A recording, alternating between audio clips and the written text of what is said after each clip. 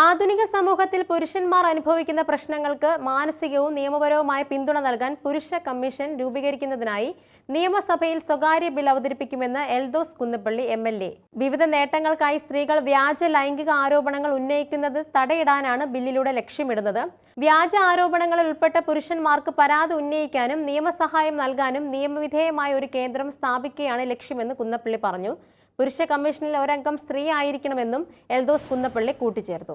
വനിതാ കമ്മീഷന്റെ മാതൃകയിൽ പുരുഷ കമ്മീഷൻ കൊണ്ടുവരുന്നതിനായി എൽദോസ് കുന്നപ്പള്ളി സ്വകാര്യ ബിൽ അവതരിപ്പിക്കാൻ തയ്യാറെടുക്കുകയാണെന്ന് രാഹുൽ ഈശ്വറാണ് സമൂഹ മാധ്യമങ്ങളിലൂടെ പ്രഖ്യാപിച്ചിരുന്നത്.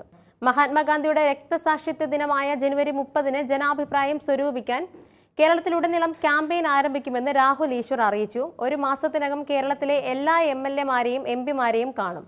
സ്ത്രീ സംഘടനയുടെ പിന്തുണ അഭ്യർത്ഥിക്കും.